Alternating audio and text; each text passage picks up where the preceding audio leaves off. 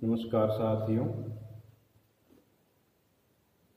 पिछली कक्षा में हमने संज्ञा प्रकरण में उच्चारण स्थान सवर्ण संज्ञा तक हमने अध्ययन किया था, जिसमें उच्चारण स्थान और प्रयत्न, जिसमें आभ्यंतर प्रयत्न और बाह्य प्रयत्न का हमने अध्ययन किया था। आप लोगों ने पुनः स्वाध्याय किया होगा।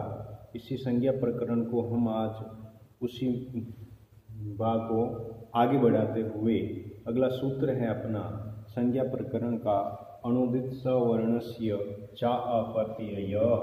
देखिए, अनुदित सवर्णस्य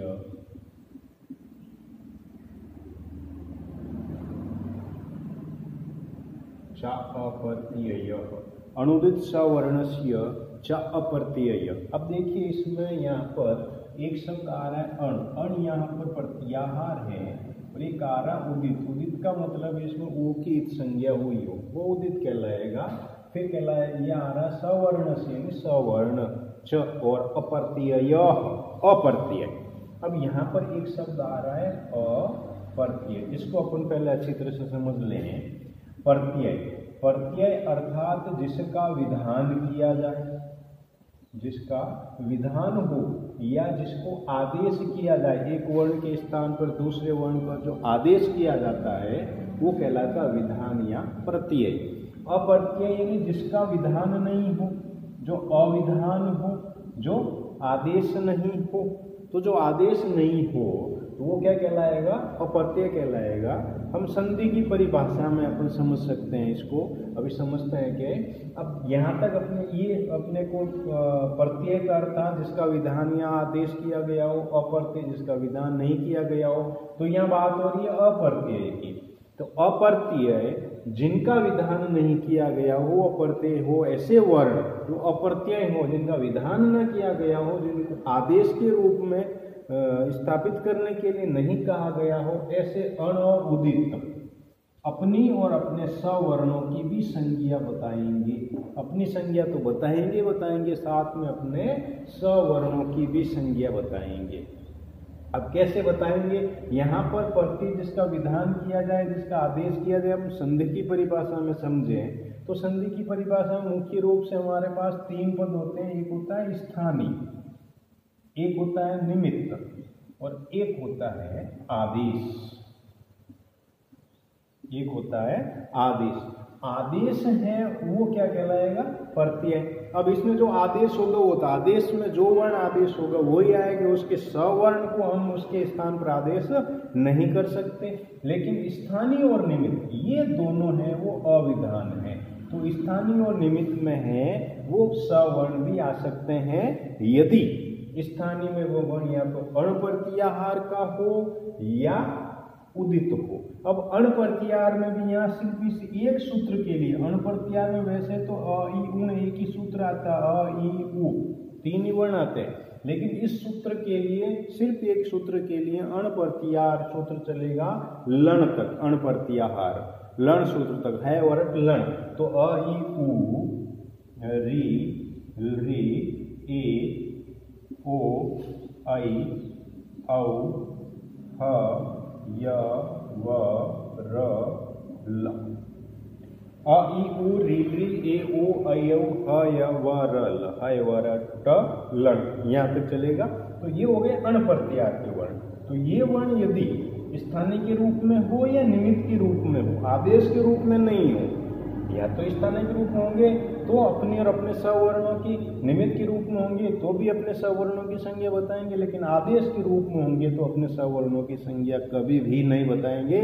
जो आदेश होगा वही करेंगे। जैसे अ है, यहाँ आ गया तो अ की जगह आ भी आ सकता है, यहाँ अ आ दोनों आ सकते हैं। लेकिन यदि यहाँ कह दिया भी अ आदेश हो तो फिर अ ही आएगा, इसके सवर्ण यहाँ पर फिर नहीं आएंगे। इसका कहने का मतलब ये है।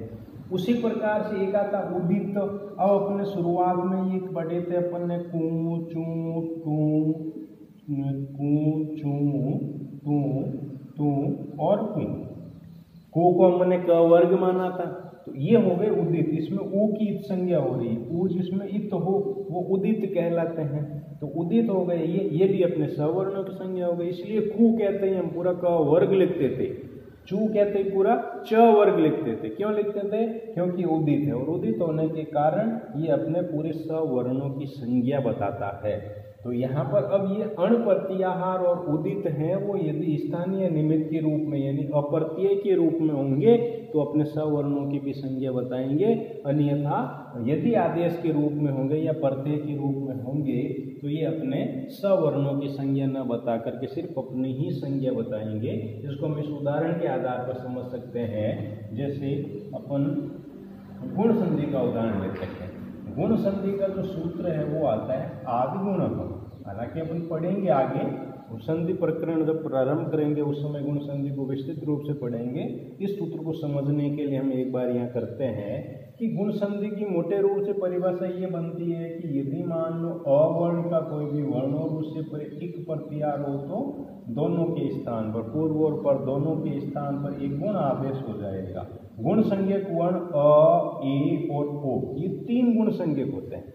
अब देखो इसमें गुण संज्ञक जो वर्ण है उसमें पहले से ही बता दिया गया है कि अ, ए, ओ, इसके अलावा अन्य कोई भी वर्ण गुण संज्ञक नहीं होगा। अ की जगह पर आ नहीं लिख सकते, ए की जगह अ नहीं लिख सकते, ओ की जगह औ नहीं लिख सकते। अ ही गुण संज्ञक कहलाएगा, आ गुण संज्ञक नहीं कहलाएगा। आ की अलग गुण संज्ञा हो, अलग संज्ञा हो सकती है, लेकिन आ की गुण संज्ञा नहीं हो सकती। तो अवर्ण, अब यहाँ देखो अ जो अवर्ण है वो यहाँ पर अप्रत्यय है, विधान नहीं किया गया इसका। इक है वो भी अप्रत्यय है, विधान नहीं किया गया है। और गुण है वो प्रत्यय है, इसीलिए ये सिर्फ अपनी ही संज्ञा बताएगा, अपने सवर्णों की नहीं बताएगा। लेकिन अवर्ण और इक प्रत्याहार अपने सवर्णों की संज्ञा भी बताएंगे। जैसे परिभाषा में हमने सिर्फ यहाँ अवर्ण लिखा, तो अवर्ण में अ प्लस ई दोनों के स्थान पर गुण क्या हो जाता है? ए हो जाता है। अब यदि मान लो आ प्लस ई दीर्घ आ गया, ई दीर्घ आ गया, अब क्या करेंगे? यदि मान लो हम अनुदित सवर्णीय से तो अभी अनुदित सवर्णीय से चा प्रति सूत्र हमने जब तक नहीं पढ़ा, हमारे पास ये था भी अ से परे ई आए तो गुण हो जाएगा। अब आ से परे ई आ गया, दीर्घ ई आ गया, तो क्या करेंगे? तो गुण नहीं होगा? होगा। क्यों होगा? क्योंकि अनुदित सवर्ण से चा प्रत्यय कह रहा है कि ये आ और ये ई है वो अप्रत्यय है, और अप्रत्यय होने के कारण इनके जितने भी 18 भेद, इनके जो सवर्ण है इनमें से कोई भी भेद यहाँ प्रयुक्त हो सकता है। इन दोनों के स्थान पर आदेश होने वाला जो गुण है वो सिर्फ अपनी संज्ञा बताएगा, अन्य अपने सवर्णों की नहीं बताएगा। इसीलिए इस सूत्र को बनाने की आवश्यकता हुई है, क्योंकि अ है वो अण प्रत्याहार में आ गया, उसी प्रकार से उदित हैं ये भी अपने सवर्णों की संज्ञा बताएंगे। यदि ये विधान नहीं किए गए हों, स्थानीय निमित्त के रूप में यदि हों, तो ये अपने सवर्णों की भी संज्ञा बताएंगे। तो एक तो ये हो जाएगा अपने अनुदित सवर्णस्य चा प्रत्ययः। उसके बाद में अपना सूत्र आता है संहिता संज्ञा। परः सनिकर्षः संहिता, परः सनिकर्षः संहिता। संहिता का शाब्दिक अर्थ अपनी भाषा में अपन करें तो समीपता, निकटता, पास पास, किसी अन्य वर्ण का व्यवधान न हो। 2 वर्णों की संहिता संज्ञा। 2 वर्णों की संहिता संज्ञा का मतलब है जिन 2 वर्णों का के आपस में या जिन 2 वर्णों के मध्य में किसी अन्य तीसरे वर्ण का व्यवधान नहीं हो, वे 2 वर्ण आपस में संहिता संज्ञा कहलाते हैं। जैसे यण संधि में अपन पढ़ते हैं तो इको यणचि सूत्र है। इको यणचि ये कहता है कि अच परे होने पर इक के स्थान पर यण हो, संहिता का विषय हो तो। अब संहिता का विषय हो तो संहिता का मतलब इक प्रत्याहार और उससे परे अच प्रत्याहार का जो वर्ण है उनके बीच में कोई भी अन्य वर्ण का व्यवधान नहीं होना चाहिए। जैसे मान लो ये उप प्लस इंद्र ये शब्द है, तो यहाँ पर पूर्व पद आ रहा उप, पूर्व पद का अंतिम वर्ण आ रहा है अ, प्लस ये आ रहा इंद्र, उत्तर पद का आदि वर्ण क्या है ई। इन दोनों वर्णों के बीच में किसी भी अन्य वर्ण का व्यवधान नहीं है, तो व्यवधान नहीं होने के कारण इन दोनों वर्णों की आपस में संहिता संज्ञा हो जाएगी। ये दोनों वर्ण अ और ई आपस में क्या कहलाएंगे, संहिता कहलाएंगे। तो किसी भी वर्णों की समीपता हो, निकटता हो, किसी अन्य वर्ण का बीच में कोई भी व्यवधान नहीं हो, वहां पर है वो संहिता संज्ञा होती है। फिर अगला आता है अपना संयोग संज्ञा। संयोग संज्ञा का सूत्र है हलो अनंतरा संयोग, हलो अनंतरा संयोग। संयोग संहिता, संहिता में स्वर व्यंजन भी समीप हो सकते हैं, लेकिन संयोग में इसके अलावा संयोग में भी होगा। संयोग में क्या होगा, अचों के व्यवधान से रहित हलों की निरंतरता संयोग संज्ञक होती है। दो हल या व्यंजन या दो से ज्यादा व्यंजन या हल प्रत्याहार के वर्ण लगातार आ रहे हो, बीच में किसी भी स्वर का अथवा अच का व्यवधान नहीं हो रहा हो, तो वे दो हल या दो से ज्यादा जो लगातार आ रहे हैं, निरंतर आ रहे हैं, उनकी है वो संयोग संज्ञा हो जाएगी। संयोग संज्ञा हमेशा हलों की निरंतरता की होती है, बीच में अच यानी स्वर का व्यवधान नहीं होना चाहिए। जैसे हम ये शब्द लिखते हैं इंद्र, तो इसका टुकड़े करें तो देखिए ई न, फिर आ रहा है द, फिर आ रहा है र और फिर आ रहा है प। अब देखिए न द र,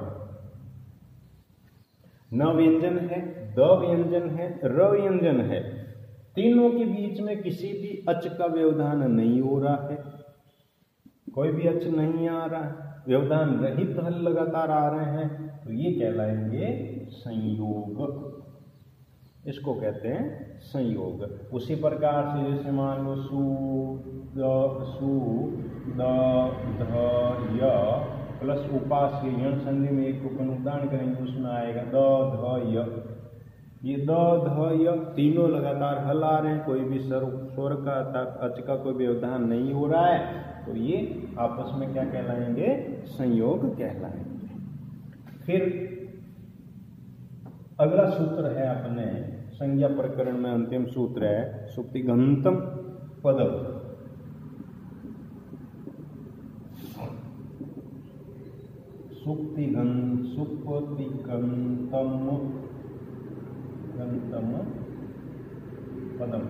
सुप्तिगंतम पदम, सुप्तिगंतम पदम है पद संज्ञा करता है ये सूत्र। अब पद संज्ञा किन की करता है, सुप और तिंग जिनके अंत में हो उस शब्द समूह की पद संज्ञा हो जाएगी। यानी सुप जिसके अंत में हो और तिंग जिसके अंत में हो। सुप है वो शब्द रूप से परे आते हैं और तिंग है वो धातुओं से परे आते हैं, धातु रूप जो चलते हैं उनमें आते हैं। जब तक सुप और तिंग अंत में नहीं आएंगे तब तक वो शब्द पद नहीं कहलाएगा। जैसे राम है, ये राम अभी पद नहीं है, जो ही इसमें विभक्ति यानी सुप प्रत्यय जुड़ेगा राम, ये अब पद बन गया। उसी प्रकार से ऐसे भू है, ये धातु है, पद नहीं है, लेकिन ज्यों ही इसमें तिंग प्रत्यय में तिप प्रत्यय जुड़ जाएगा तो ये बन जाएगा भवति। अब ये पद बनेगा। इससे परे सुप है और इससे परे तिंग है, तो धातु रूप मन चलाते हैं तो कुल 21 रूप बनते हैं, 7 विभक्तियां और वचन के अनुसार, तो 21 ये सुप प्रत्यय हो जाएंगे। 18 तिंग प्रत्यय आते हैं, जिनमें 9 परस्मैपदी के आते हैं और 9 ही आत्मनेपदी में आते हैं। प्रथम पुरुष, मध्यम पुरुष और उत्तम पुरुष 3 वचन के अनुसार। जैसे सुप प्रत्ययों में हम देखें तो देखिए सु, औ, जस, अम, औट, सस, टा, भ्याम, विश्व, ज्ञ, भ्याम, व्यस, गसी, भ्याम, व्यस, गस, ओस, पाम, घी और सुख। अब देखो कैसे प्रकार, जैसे मान लो राम शब्द रूप लेते हैं अपन, तो देखो किस प्रकार से राम रामो रामाः रामं रामो रामान रामेण रामाभ्याम रामे रामाय रामाभ्याम रामेभ्यः रामात् रामाभ्याम रामेभ्यः रामस्य रामयोः रामाणां रामे रामयोः रामेषु। तो इस तरह से अपने यदि मान लो अपने को तृतीय विभक्ति एक वचन का पद बनाना है तो टा प्रत्यय आ जाएगा, पंचमी विभक्ति द्विवचन का बनाना है तो भ्याम आ जाएगा, षष्ठी विभक्ति बहुवचन का बनाना है तो आम आ जाएगा। उसी प्रकार से धातु रूप में तीन प्रत्यय में अब सुप देखो सुप प्रत्याहार बना दिया, इसको भी शुरुआत का सु और अंत का प सुप। उसी प्रकार से परस्मय पदी में आ जाते हैं तीन प्रत्ययों में तिप तस जी सिप थस थ मिप वस मस। उसी प्रकार से आत्मनेपदी में आ जाते हैं त आताम ज थास ताथाम द्वम इट वहिंग महिंग ती और ये तिंग, ये भी एक प्रत्याहार के रूप में आ गई ये प्रत्यय। अब जैसे भू धातु परस्मैपदी हैं तो भू धातु परस्मैपदी तो इस तरह से रूप बन जाएंगे इसके भवति भवतः भवंती प्रथम पुरुष में, मध्यम पुरुष में भवसी भवतः भवत भवामि भवावह भवामः। उसी प्रकार से आत्मनेपदी में याच धातु आत्मनेपदी आती है तो याचते याचेते याचन्ते याचसे याचेते याचध्वे याचे याचावहे याचामहे। तो इस तरह से ये सुंक और तिंग यदि जुड़ जाते हैं, शब्द से परे सुंक और धातु से परे तिंग, तो वे पद कहलाएंगे।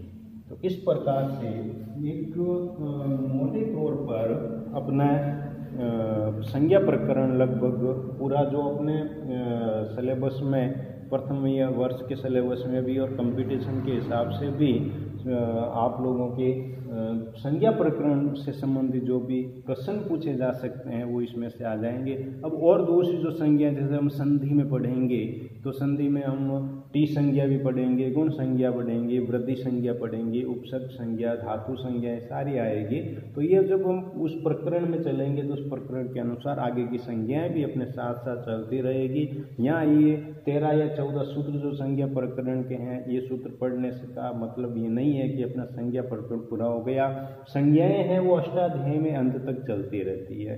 कहीं कौन सी संज्ञा की आवश्यकता पड़ जाती है, सत्संज्ञा है, ततौतु प्रत्यय की होती है, निष्ठा संज्ञा होती है, सत्संज्ञा होती है, गी संज्ञा होती है, गु संज्ञा है, नदी संज्ञा है। तो इस संज्ञाएं अपन आगे जिन जो प्रकरण आएगा क्योंकि अपन आगे पढ़ते रहेंगे।